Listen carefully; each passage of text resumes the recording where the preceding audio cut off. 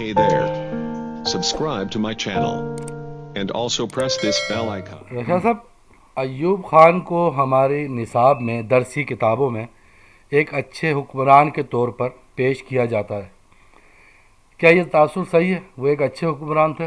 ये आपका सवाल मैं समझता हूँ कि अपनी जगह पे नामुकम्मल है। हमारी दरसी किताबों से मुराद आपकी मगरबी पाकिस्तान की मौजूदा जो हदूद अरबा है और इसकी दरसी किताबों की बात है, या अगर आपका ये है कि पाकिस्तान की जो हिस्ट्री है, तारीख़ है, उसमें अच्छे हुक्मरानों के तौर पर देखा जाता है, कैसे देखा जाता है, ये सारी चीज़ें जो है एक बड़ी वसअत के साथ देखने के बाद इसके बारे में बताया जा सकता है कि दरसी किताबों में हमारा जो मौजूदा सेटअप है पाकिस्तान का, उसमें ये कहना कि दरसी किताबों में अय्यूब खान को अच्छा पेश किया जाता है, तो आप इसको मैं मुनाफिकत के उस दर्जे में रखूँगा जो मैं यहाँ आपके इस्लामाबाद में मैं देखता हूँ कि जब हम रोड से गुज़रते हैं तो सहरवर्दी रोड, मौलवी फजल हक रोड, फैज़ अहमद फैज़ रोड, या जितने भी जमहूरियत पसंद थे जिन्होंने जमहूरियत के लिए कुर्बानी की, ये की, उसके साथ इस्लामाबाद के बानियों ने और इस्टेब्लिशमेंट ने क्या सलूक इख्तियार किया। और ये मुनाफिकत की इंतहा नहीं है कि उन्हीं को फिर अपना के उन्हीं के नाम पे इस्लामाबाद की गलियों के नाम रखे गए। तो ये भी अय्यूब खान के का जो है दरसी किताबों में अच्छे हुक्मरान को पेश करना जो है, ये मैं समझता हूँ वो उस ज़िम्मे में आता है कि जब हम पाकिस्तान की तारीख़, खैर तारीख़ का तो अब इन्होंने सिलसिला ही ख़त्म कर दिया है कि तारीख़ का सब्जेक्ट पढ़ाया जाए, क्योंकि जो भी पढ़ाना पड़ेगा उसमें बेइंतहा मुनाफिकत से काम लेना पड़ेगा। इसलिए कि पाकिस्तान अब मौजूदा निसाब में या किताबों में जो पढ़ाया जाता है तो वो सिर्फ वही पाकिस्तान है जो मगरबी पाकिस्तान है। और मैं समझता हूँ कि असल पाकिस्तान जो था वो मशरक़ी पाकिस्तान था। वहाँ आबादी की अक्सरियत मुसलमानों की थी, वहाँ बंगाली ज़बान वालों की अक्सरियत बंगाली ज़बान वालों की बंगालियों की थी। और इसी सूरत से वहाँ जो है उसको आपने न उसकी ज़बान को तस्लीम किया, न उनकी हुकूक को तस्लीम किया, और उसको आपने वो किया। तो ये एक उस मुनाफिकत में जो हम तारीख़ के साथ करते हैं, अमल के साथ करते हैं, अगर हम ये सिर्फ़ इस सवाल को यूँ ही देखें कि दरसी किताबों में इसको जो पेश किया जाता है तो दरसी किताबों में और क्या क्या पेश किया जाता है और उसकी हकीकत कितनी है, उसमें मुनाफिकत कितनी है, उसमें गलत बयानी कितनी है, तो ये तो जब ही होगा कि जब वक्त तब्दील होगा और हकीकी तारीख़ पाकिस्तान को पढ़ाई जाएगी। पहली बात तो ये है कि पाकिस्तान बनने के बाद यहाँ जो तबका, जो अफराद बरसर इक़्तिदार आए, तो उनका जमहूरियत से या उससे दूर दूर का भी वास्ता नहीं था। अब बरसर इक़्तिदार आने के बाद इनके इब्तदाई जो थे पाकिस्तान बनने के बाद जक्तू फ्रंट की कामयाबी तक जो सूरत हाल थी वो शशोपन में मुब्तला थे। क्या करें, कैसा आइन बनाएं, कैसे पार्लियामेंट बनाएं, कैसे हुकूमत चलाएं, क्या करें। तो उस दौरान में जो है वो बैरूनी ताकतें जो है अपना असर व रसूख फैलाती रहीं और उन्होंने भरपूर तरीके से यहाँ फ़ौज को और उन ताकतों को तक़वियत पहुँचाई कि वो आगे जाके उनके काम आए। और उसकी मिसाल हम ये देखते हैं कि जब पहली दस्ता असम्बली तोड़ी गई या उसमें, तो वो अमेरिका ही से लाके वहाँ के सफ़ीर को जो पाकिस्तान के थे, बोगरा को यहाँ का वज़ीर-ए-आज़म बना दिया गया। और उसके बाद जो मुसलसल जो तब्दीलियाँ होती गई, वो मगरबी ताकतें अपनी उसमें मजबूती के लिए पाकिस्तान में अपनी जड़ें गहरी करने के लिए उनको जो ताकतें चाहिए थी, उनमें सबसे बड़ा किरदार जो था वो अय्यूब खान का था। इसलिए कि बोगरा की जो मिनिस्ट्री बनी उसमें वज़ीर दफ़ा फ़ौज का कमांडर इन चीफ होने के बावजूद इसको बना दिया गया था। फिर उसके बाद वो जो दौर उसका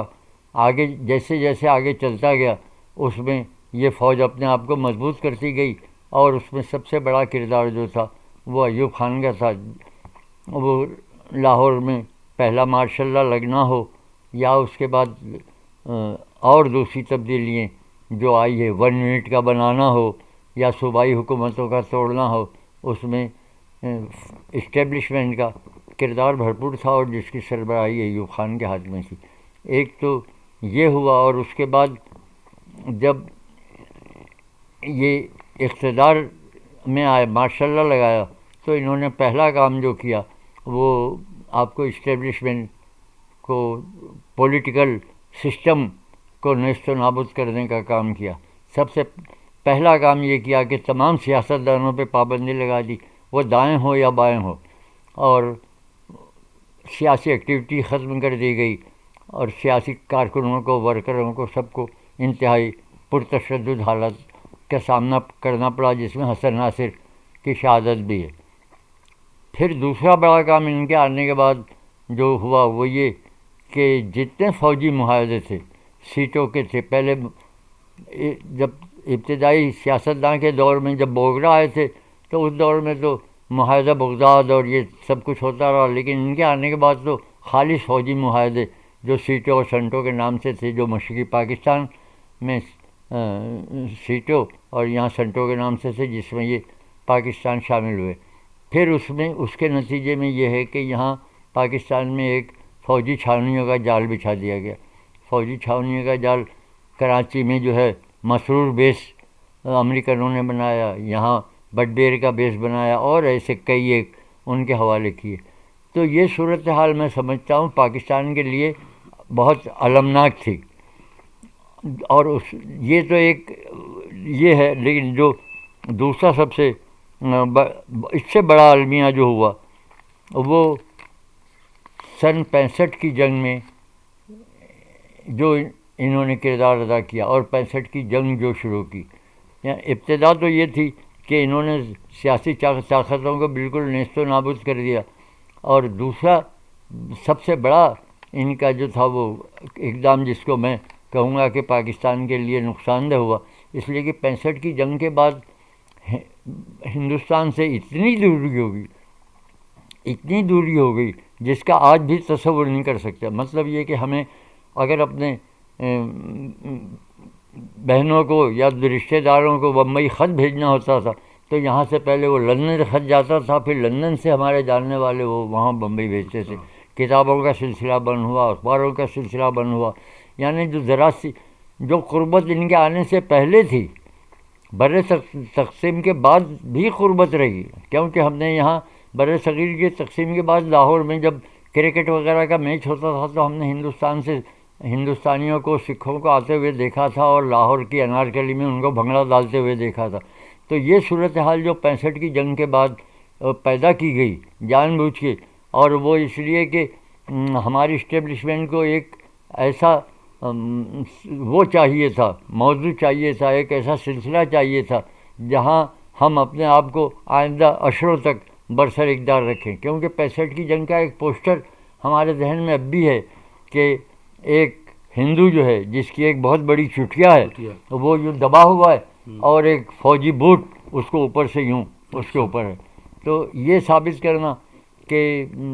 پاکستان کا دشمن ہندو ہے یا فرقہ پرستی کی انتہا کو پہنچانا ہے، تو یہ انہوں نے اس کو کہ جو لسانی منافرت تھی، جو جس کو ہم الطاف اور اس سے دیکھتے ہیں،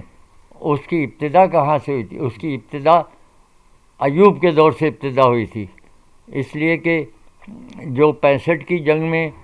کراچی میں ان کے جیتنے کے بعد جو پٹھان اور مہاجر فساد بڑے پیمانے پہ ہوا، وہ ان کے جیت والے دن ہوا، اور وہاں سے کراچی میں لسانی تفرق کی وہ کر دی گئی۔ اور اس سے پہلے مشرقی پاکستان میں وہاں جو ان کے خلاف ایک ابال تھا جو 65 کی جنگ میں آیا، اس لیے کہ مشرقی پاکستان کو تو انہوں نے بالکل 65 کی جنگ میں اگنور کر دیا تھا کہ بھئی آپ اپنا سنبھالیں، ہم یہاں کا سنبھالیں۔ تو اس سے پہلے وہاں بنگالی مقامی اور غیر مقامیوں میں انہوں نے کرنا پھلی پیپر مل میں، آدم جی جوٹ مل میں فسادات کرائے، اور اس میں کئی ایک بندوں کا قتل بھی ہوا اور خونرے بھی پھڑی. تو یہ بھی ان کا یہ تھا کہ یہ لسانی تفرقہ، مذہبی تفرقہ اور بر صغیر کی نفرتوں کی انتہا یہ سب انہی کے دور میں ہوئی.